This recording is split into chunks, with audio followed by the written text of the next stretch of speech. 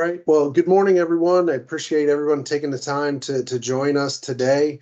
Um, we are here for the next installment of Apex Technologies quarterly webinar series.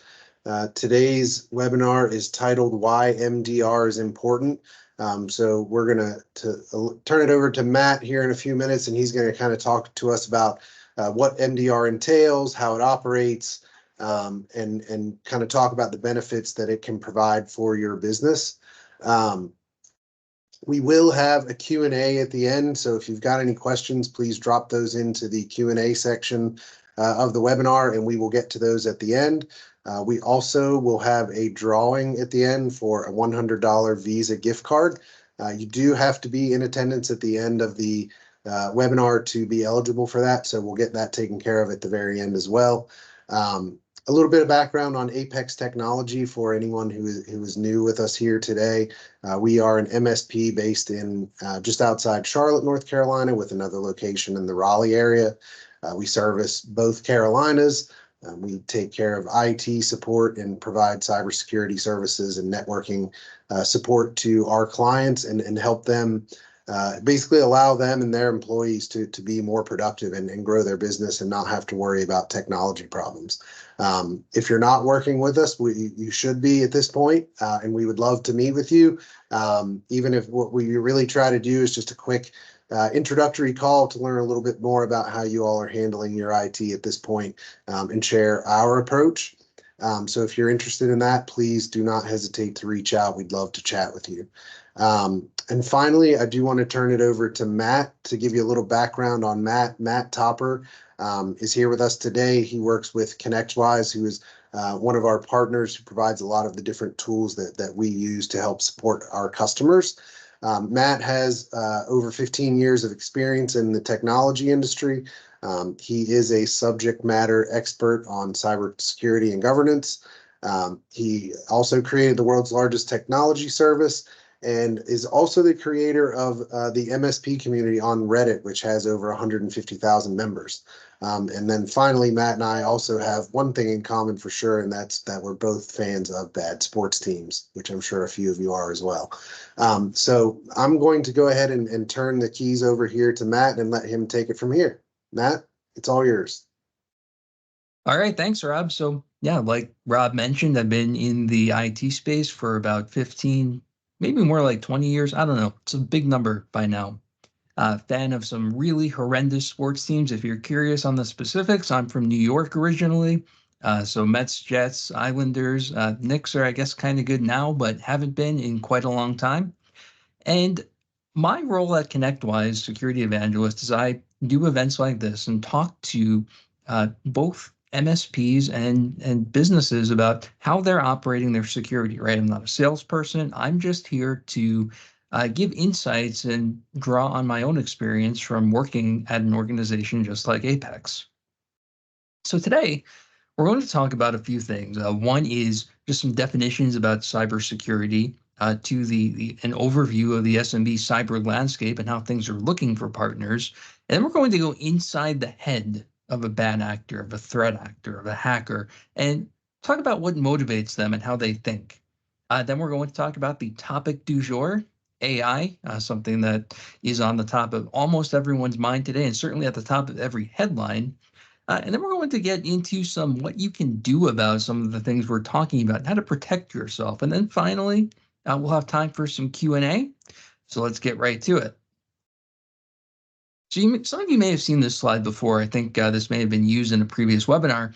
But we have a problem with the definition of the word cybersecurity, right? We tend to think that cybersecurity is all about the technical, all about the types of tools being used, and that's part of it. But really, at a fundamental level, cybersecurity is about risk. It's about managing risk, right? So by definition, cybersecurity is a cost center. It costs money to implement tools. It costs time to implement processes and procedures. So it only makes sense to invest in cybersecurity to the extent that it reduces business risk or save money. And that's a difficult concept to get sometimes, in that throwing more and more resources at the issue doesn't necessarily make sense unless you are protecting against a corresponding threat and a corresponding risk. And changing the lens of cybersecurity to go through that, to think about in terms of what am I trying to defend against, that really makes it less of a, oh my God, I have to spend thousands and thousands of dollars on cybersecurity. And oh, it makes sense to mitigate this, or maybe this other risk, it makes sense to accept, right? You're having a more objective conversation about it. That's what cybersecurity really is. It's a risk management discipline. So there's a couple terms that we need to all be on the same page on if we're going into cybersecurity and having a conversation about it. A vulnerability is a flaw in a system that can be exploited by a bad actor to conduct an attack. What does that mean? So if you use a bad password, or if you leave your laptop unlocked at the airport, or you get up at the coffee shop, right, and somebody just sits in front of it, that's a vulnerability. We tend to think of vulnerabilities as things like missing patches or outdated software, and that's true too, but it's also a configuration. Anything that a threat actor, a bad actor, can use to gain access or cause damage to a system, that's a vulnerability. An incident means that something actually compromised a system, right? It violated that, we call it the CIA triad: confidentiality, integrity, or availability of a system, right? Either you saw something you're not supposed to, you changed something you weren't supposed to be able to change, or you made it unavailable. That's an incident. Breach, though, breach should be a four-letter word, right? Don't say breach. And the reason is that breach means that there was an incident that had a known data loss, right? You can confirm that something was released to a third party. And the reason that we say it like this, and there's a little humorous, right? The reason we treat breach that way is it's a legal term. If you say you had a data breach in many industries, that leads to having to report to customers, having to report to regulatory bodies, sometimes bad press releases. Just a lot of things go along with saying the word breach. It can also have insurance implications depending on your carrier. So just be careful with that. And it's not on the slide, but one thing to really be careful of, if you're having a security incident that could be a breach, or even if it's not, be very careful about what your employees say too, right? All the time, details of security events end up on Twitter posts, or X posts, I guess, or Facebook. And that can be a problem too. So just make sure your entire organization is aware. Don't say breach. Okay, so let's talk about the SMB cyber landscape, things that are bothering you, things that are worrying you as a business owner today. This originally had maybe 10 things on it, but I said, okay, we got to cut this down to 4 or 5 top issues that are really, really causing pain for business owners now. Number one's competing priorities, right? We in the IT industry and the security industry are hyper focused on infosec, or hyper focused on technology. You have 500 other things to worry about in addition to technology, right? And sometimes it's easy for us to forget that because that's our specialty.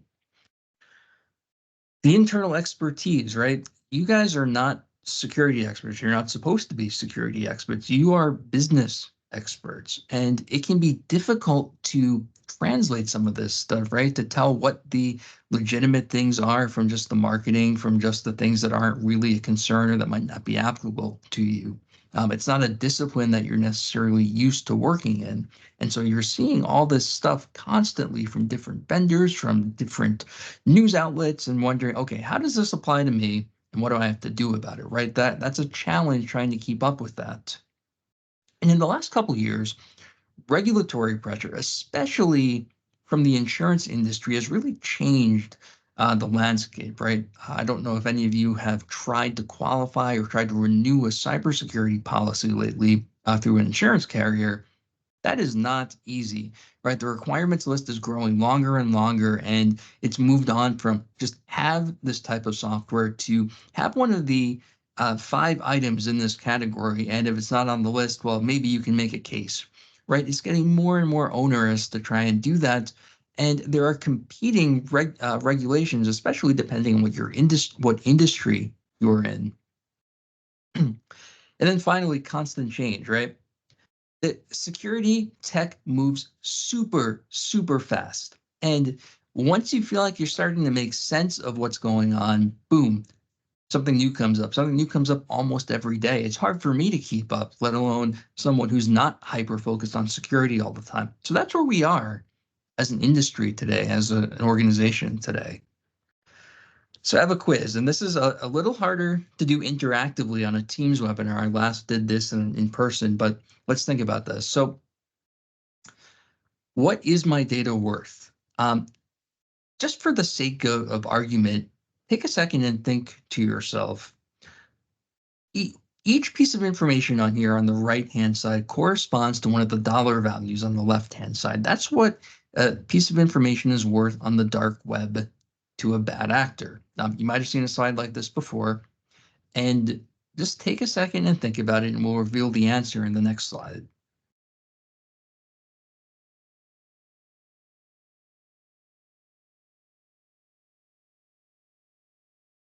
So the one that always surprises me on this is the relative low value of a social security number. It's almost nothing, right? It's $1. And there are so many things that you can do with that, and so many ways to attack a person, either financially or identity theft, with that. But it really costs nothing. They're just ubiquitous. They're out there everywhere on the dark web. Um, Unsurprisingly, the expensive one, corporate network access. There are services called remote access brokers that actually sell these, right? You don't even have to exploit anything. You can go on the dark web, spend anywhere from $2,000 to $4,000, instant access to a corporate network that has been previously compromised. So that's where we are. That's what this data is worth. So we talk about things that are causing heartburn, causing headaches. These are some headlines that are in the news recently. These are the kind of things that we're worried about as businesses and thinking this might happen to us, right? Windows Defender might be fooled into deleting databases. New ransomware nightmare to a healthcare group, right? To a healthcare group. And two things come up with that. One, there was a time when healthcare groups and things like hospitals were off limits, the threat actors, right? They wouldn't target hospitals. They wouldn't target healthcare facilities. And two, if someone as big as a hospital or United Health is susceptible to this, it's hard not to think, man, what can I do differently if even they can't stop threat actors? Software flaw in VPNs, dark web sales driving major rise in credential attacks, Android malware, so smartphones don't have it, aren't immune either. And whenever I show this particular slide, I like to mention one thing. I update this slide every time I show it. All of the events, all the headlines on here are within the last 7 days. And actually, I updated this yesterday. All of the events here are within the last 3 days. This is the kind of stuff that's happening constantly. This is what we're seeing, and this is what we as business owners need to be thinking about. So let's go into the bad actor mindset, right? Now, I have spent time, not as a bad actor, but I have spent time studying their tactics and actually doing some of this kind of work when I was doing work like Apex does, right? I spent time getting inside their head so that I could defend against them. So here are some of the things that I learned.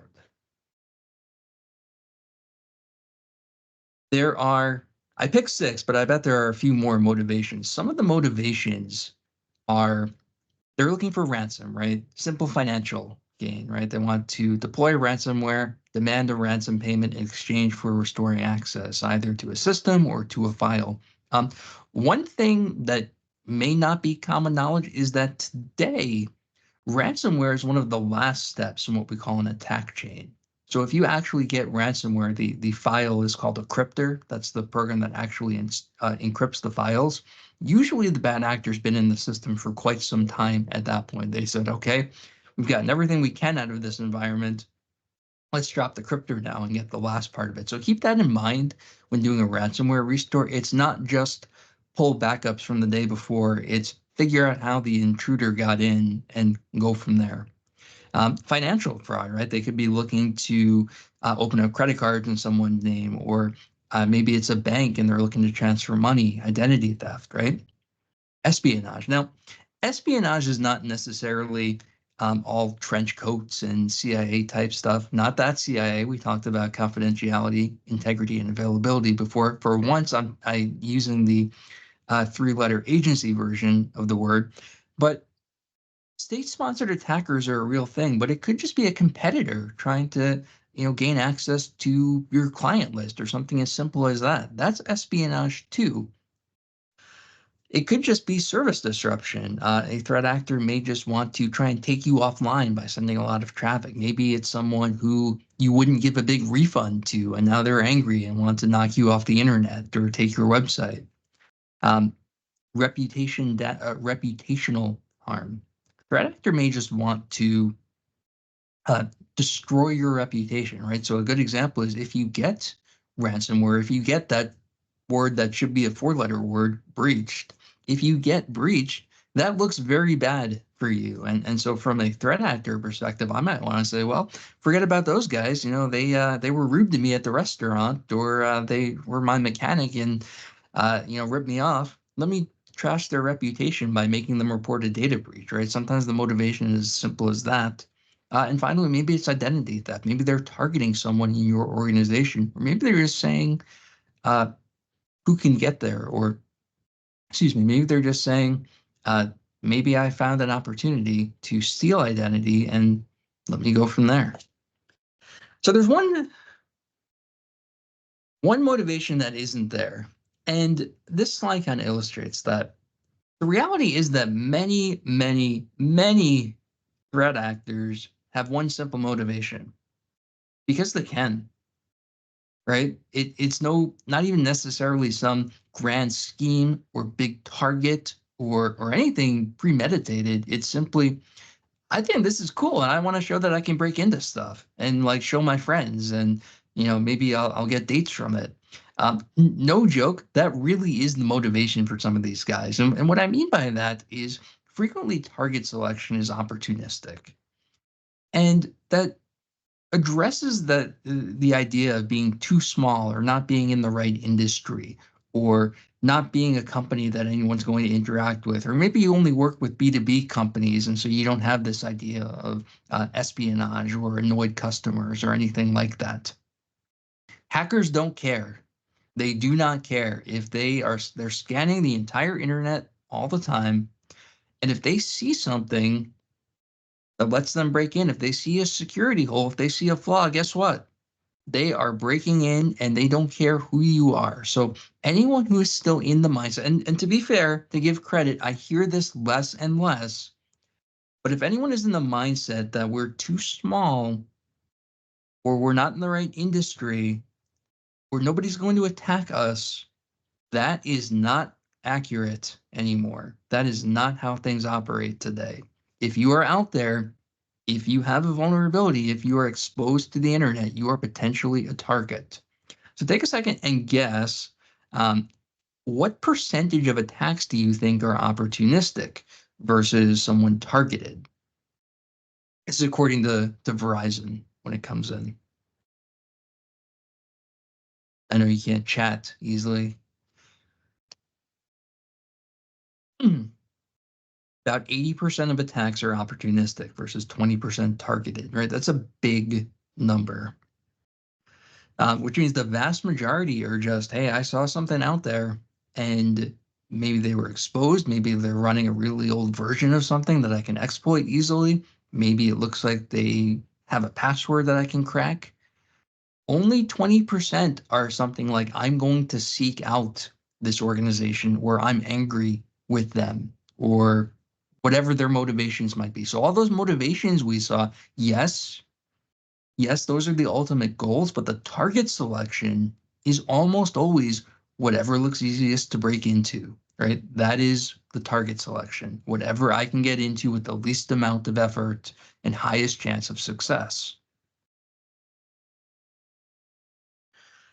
And despite all this idea, all the technology we have in place, everything that we have to stop them, Of these options, what percentage do you think involves the human element, right? What percentage isn't even a technical thing, but someone made a mistake operationally, someone clicked on a link, someone did something they weren't supposed to, accidentally or intentionally, but somehow involves the human element. Maybe they gave a password away, maybe they reused a password somewhere. Um, so when we say the human element, we mean an attack that's not just breaking into something, right? Not exploiting bad software or an update that's missing, but I got somebody's password. I got them to click on something, right? I'm sure you have your guesses by now. The answer is 74. 74% of all breaches include the human element. Either privilege misuse, right? Meaning somebody might be an administrator on their computer who shouldn't be. Maybe someone had access to a file share that they shouldn't have. Somebody from your operations department maybe had access to the finance share on the server. Maybe somebody from your, like the classic example is the receptionist who had access to the HR folder and found the list of bonuses or list of potential terminations. Maybe it was social engineering. Maybe somebody called and said, hey, I'm from the IT company. Can you reset my password? Anything can happen. And those are the kinds of issues that technology doesn't directly solve. That's a process issue. The good news is it's down from 82%. So we are getting better as an industry at dealing with this human issue because I think we've done a good job of talking about it and getting the word out that that is the strongest issue. That's the strongest defense, fixing the human issue. And 83% of all breaches involve external actors, meaning the big takeaway there is that 17% are internal, right? It's not just the faceless guy wearing a hoodie from some Eastern European country. It's somebody in your own organization realized that there was a vulnerability, that he had that access, that she had extra privileges on the workstation. And re- remember the idea of this, right? That the internal threat actors, they are just as dangerous, if not more dangerous than external ones, right? They have normal access. You're not going to think twice when you see that in security logs or audit logs or logging into something. Internal actors are just as dangerous and represent a more significant portion of threat, or excuse me, represent a more significant portion of security incidents than you might think or you might realize. So there's a couple ways that threat actors gain access. So again, put yourself in the mindset of someone trying to attack you, right? You're starting from zero. How do you get in? So one way is credentials, right? Maybe somebody reused the same password somewhere. Big no-no, use a password manager. Maybe someone didn't have multi-factor authentication turned on, which we'll talk about more later. Maybe somebody has single sign-on, and we'll talk about that more later, but doesn't have it on this one website. But the number one issue by far with creds is credential reuse. Phishing, one of the most common ways to get in, one of the ways I would use if I were a threat actor, right? You send someone an email, you try and get them to click on the link. And these days, it's not necessarily going to have bad grammar or obvious links that look bad or pictures that look bad. Phishing emails now look pretty legit. And so those old tactics of looking at the typos or things like that aren't necessarily as effective anymore. The ways to deal with that with phishing, security awareness training, obviously keeping your employees up to date on what they look like, although we just said they're getting harder and harder to identify. Mail filtering to weed out the ones that can be detected with technology, though that is not all of them. The number one way to deal with phishing is administrative policies, though, right? So say it's a typical business email compromise where a threat actor gets access to an email chain and starts inserting themselves by saying send a new routing number or change the account that these funds go into. The best way to defend against that is with administrative policies that require some kind of phone verification with a number that's not at the bottom of the email. by the way. So think about the non-technical policy side in all of your defenses, but especially business email compromise. And then finally, if I have to, I would attack something directly. This is noisy. This is easier to detect, and it usually gets patched up pretty quickly, right? Everyone's watching for this stuff, but I would start exploiting a vulnerable version of Windows that might be in an environment, or if the company has any public-facing services like a VPN, I might look for an exploit in that. Ways to get around that: one, keep up to date on patching, and keep up to date on patching besides just your workstations, printers, anything facing the internet, IoT devices, right? We all have smart homes and smart devices now, phones. Um, all of those have updates that need to be applied regularly. And then finally, active monitoring, right? Look for, and this is a technical solution, by the way. I'm not saying you specifically should log in and start looking at this, but use a technical solution to look for things that don't look normal. And these solutions, SIM is one example of this type of solution. They can get a baseline of what normal is, and then notify you or notify your IT company when something weird is happening. Somebody's logging in from a new location they haven't logged in from before, right? And they're not traveling. That's an alert. Somebody's downloading a lot of things that's otherwise normal activity, and they're not supposed to be doing that, right? They're not archiving, they're not doing it for backup purposes. That's an alert. So that active monitoring is one of the best ways to detect when a threat actor is trying to exploit the vulnerabilities. And of course, the patching patches and removes the vulnerabilities. So the topic of the day, the topic on everyone's mind, is AI. AI has taken over the tech landscape.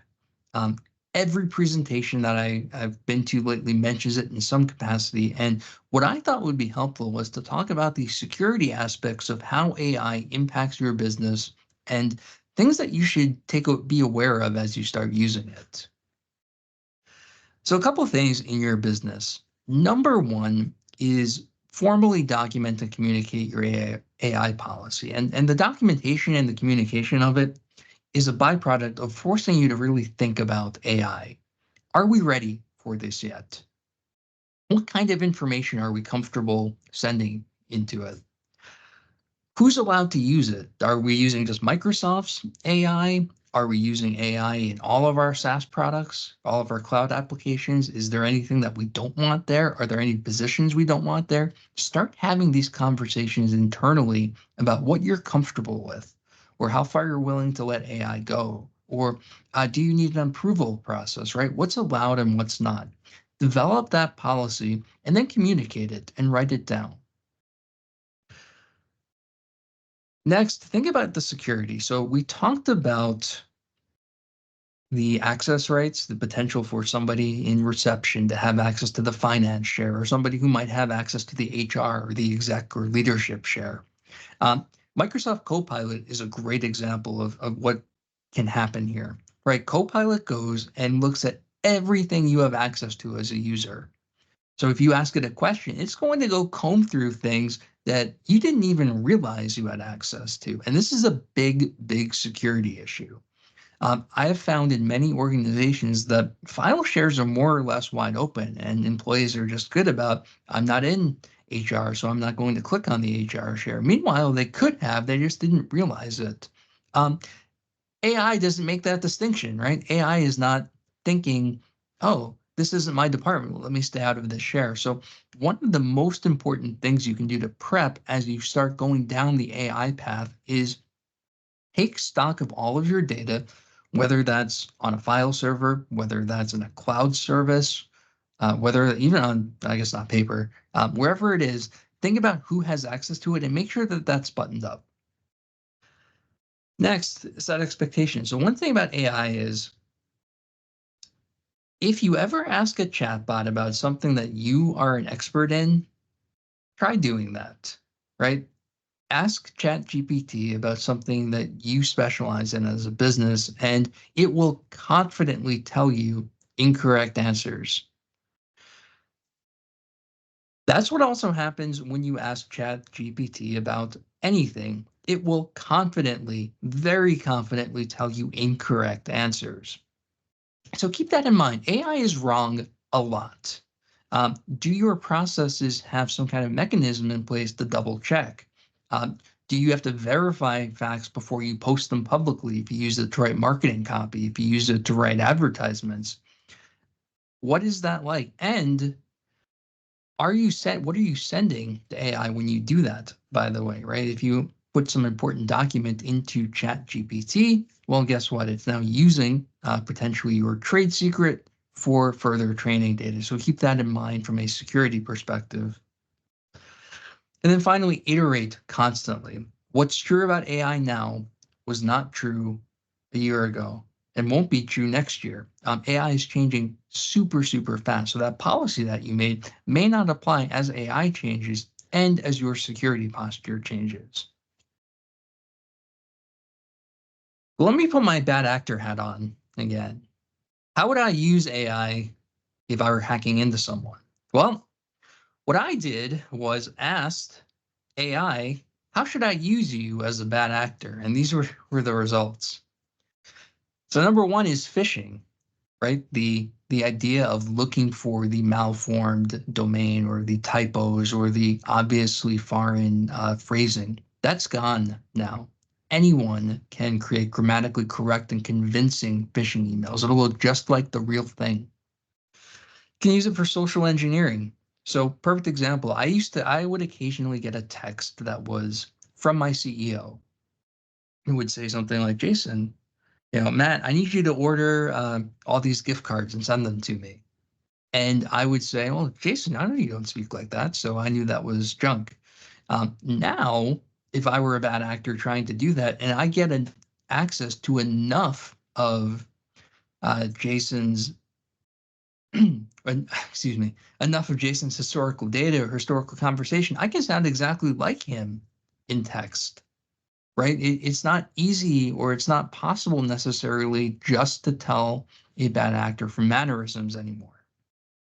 Malware creation. So before, I had to be a pretty good programmer to write ransomware. The encryption functions are hard to write properly in such a way that it can't be decrypted without the key.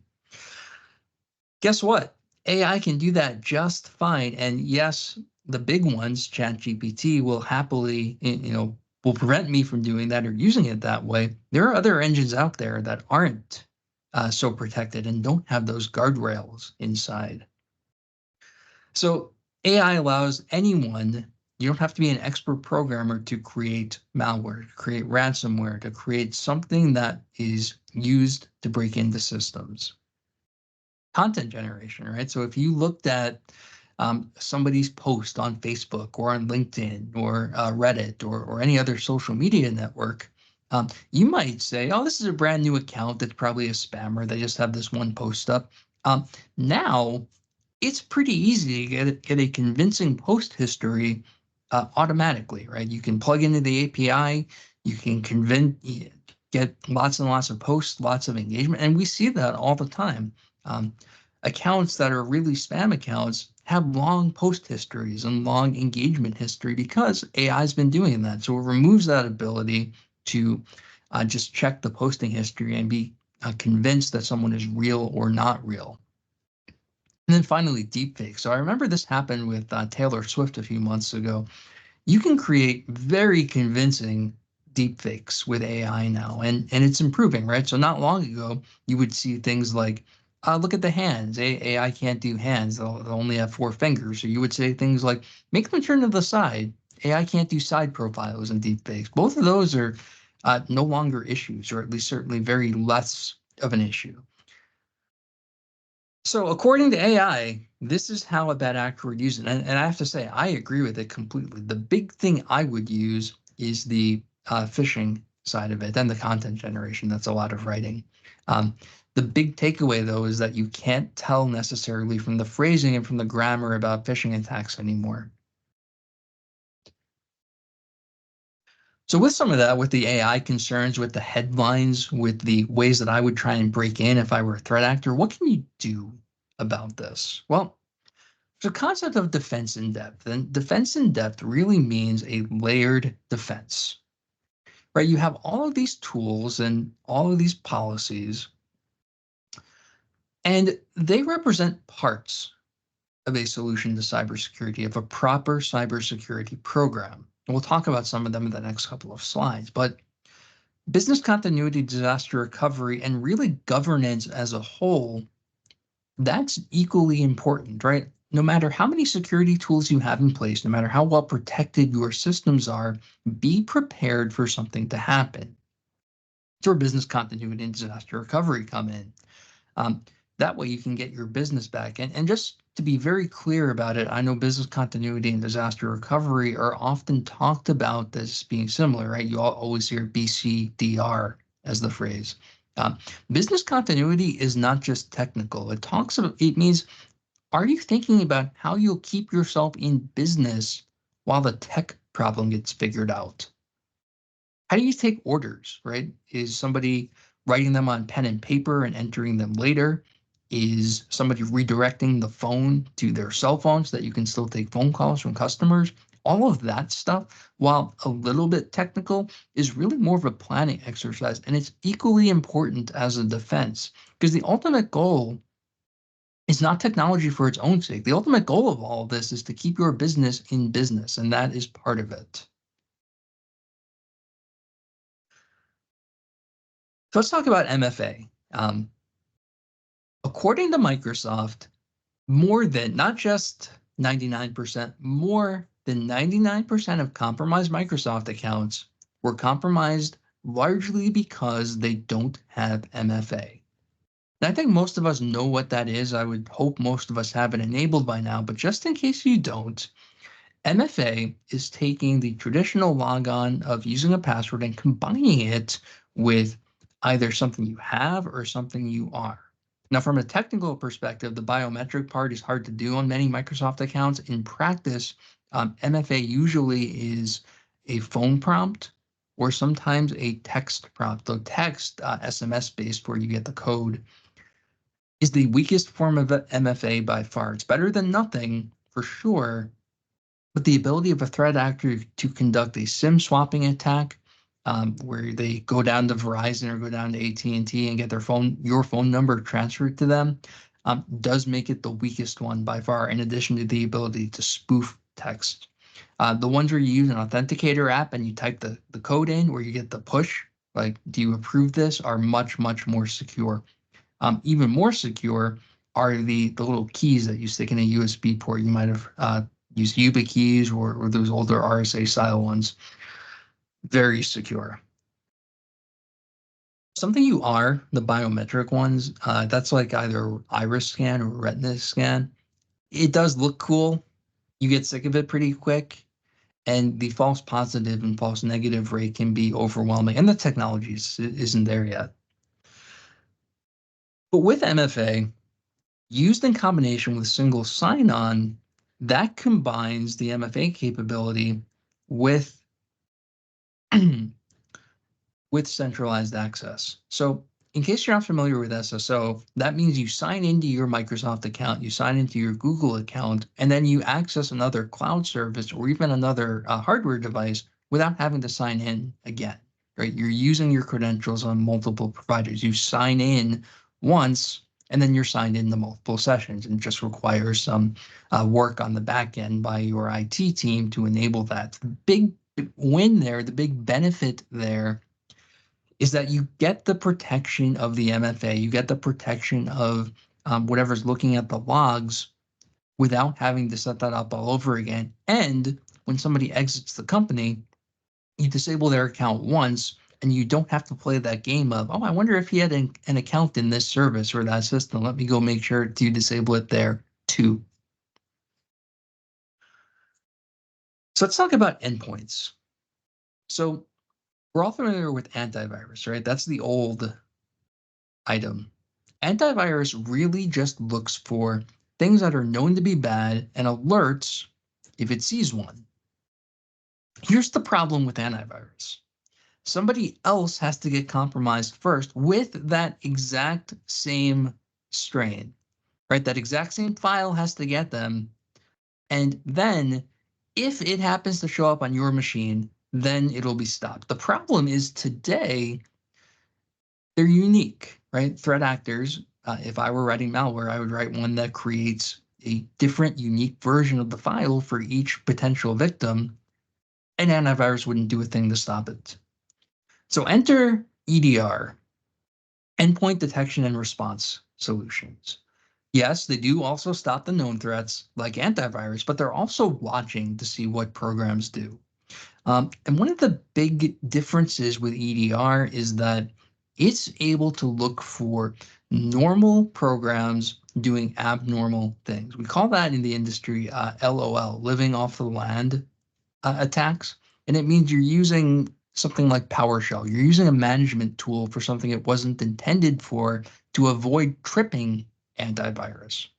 EDRs will watch and say, this program is trying to access the password database. This program is trying to connect out to a server in China. This program is doing something it's not normally supposed to be doing and behaving oddly. That's anomalous.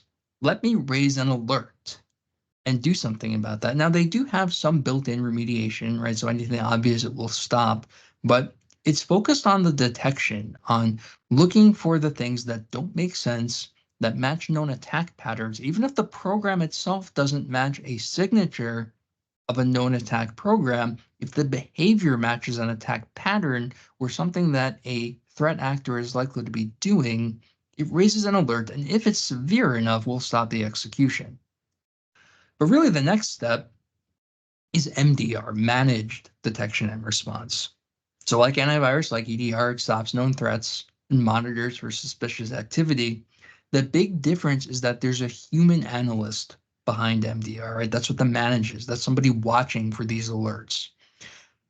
And so when EDR raises an alert, a human from a SOC, Security Operations Center, investigates that. We'll talk about that more in the next slide.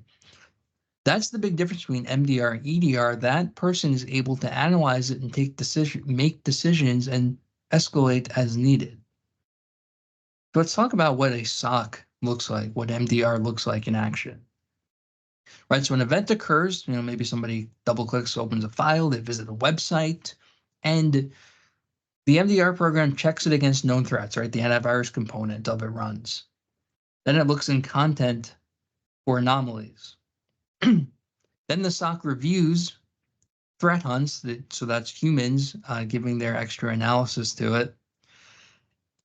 And then the SOC works with your IT department, with your consulting company, with your on-site contacts to take the next steps. That might be isolating the computer from the network. That might be stopping the execution of the program.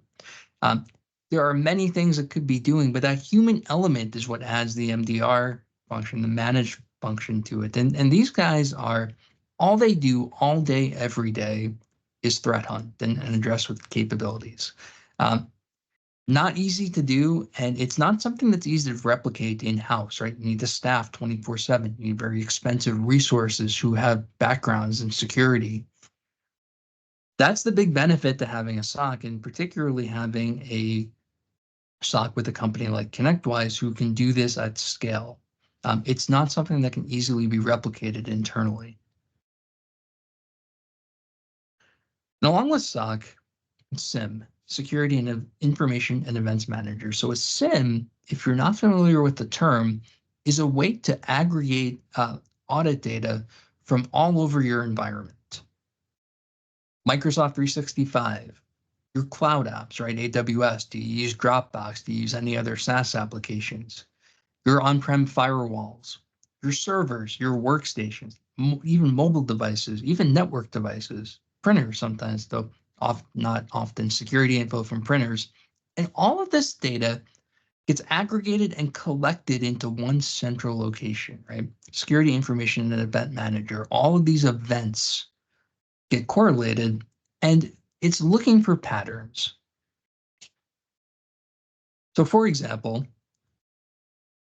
somebody logs in from an office computer at home in New York, right? I'm in New York. That activity, that data is sent to the SIM. A bad actor with valid credentials logs into a web application, and he does it from California. That activity is also sent to the SIM. Now, you wouldn't see these if you were just looking at the workstation log. You wouldn't see these if you were just looking at the cloud logs, but a SIM is able to see both. And the SIM analyzes all of this and says, okay, California's in the US, so that's in policy, but somebody logged in from New York and California at the same time. That's impossible travel. That's a sign that somebody has a potentially compromised account and raises an alert. So SIM combined with SOC is able to raise that up, analyze that, and say, okay, this looks like a geolocation issue, or potentially this does look like an attack, and stop it. That's the benefit of SIM. That's where the remediation comes in. Also, a secondary benefit is if there is an event, you now have very, very detailed historical info to go back to. Okay, wrapping up, only a few slides left. So the current minimum standards for what you should be looking at for a security program, and again, security program, not just a collection of technology and tools, incident response plan, and test the incident response plan. That also EDR, MDR, right? Anything that's not antivirus. MFA, MFA should be like number one. That is the lowest hanging fruit and the best bang for buck. If you're not doing MFA on at least your core systems like email, start now.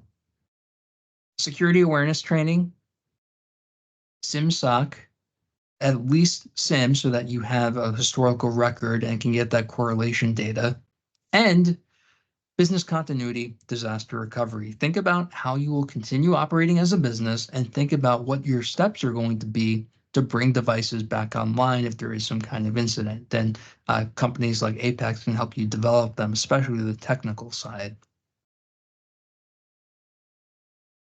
Components of a well-designed system, though, a few more that aren't necessarily in the minimum include security assessments, DNS protection. So if you do click on a link, it goes nowhere. Known bad links and even links that are like brand new domains or not well-known domains. You can, of course, get by them if you need to. And then finally, cyber insurance. I'll let you read the screen yourself, but cyber insurance is key for two reasons. One, the ability to help pay for the cleanup and remediation efforts. And most importantly, at least that the way that the industry is going, cyber insurance helps you get up to speed in the first place because the requirements are starting to drive well-balanced security programs. Even if you're not an organization that falls under any other regulatory obligations or compliance or anything like that, cyber insurance still imposes a good baseline minimum of security. Okay, last slide before we wrap up and take Q&A. Things that I would say take away from this, if nothing else. One, we are all targets, right? There's no such thing as too small, no such thing as being in the wrong industry. If I put my threat actor hat on, I'm looking for targets that are easy to break into. I don't care what industry they're in. I don't care how many employees they have. Build a layered defense. So no matter what technology I put in place, no matter how many processes, how many tools, any single tool you can always get by. So have multiple tools, have administrative policies, and have cyber insurance. There are new and novel threats every day. So if you're looking at this through the lens of how can I protect myself against what's already out there, you're already behind in the security curve. Be paying attention and work with a partner who's paying attention to new and novel threats. There are new ones every day, every hour, really. And finally, get expert help. Like we talked about before, as a business owner, you're not a cybersecurity expert, and the industry is changing so fast that it's impossible to keep up with it. Get expert help, and that's where companies like Apex come in. They can help you navigate this minefield and make real recommendations. And I just want to be clear, when we're talking real recommendations, this isn't just a checklist, buy all our stuff because you don't have it. This is what we think we need based on your risk profile. And not all companies do that.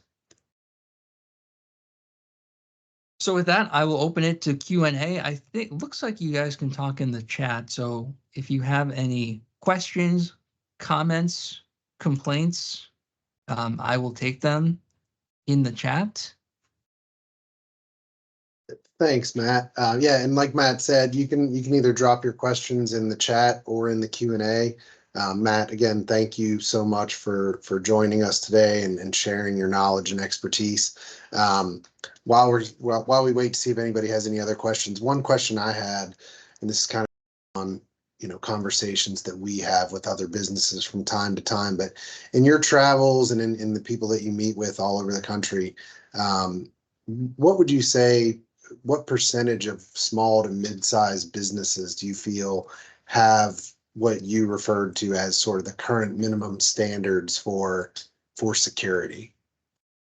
I would say it's a coin flip, maybe 50-50. Okay, And the good news though is that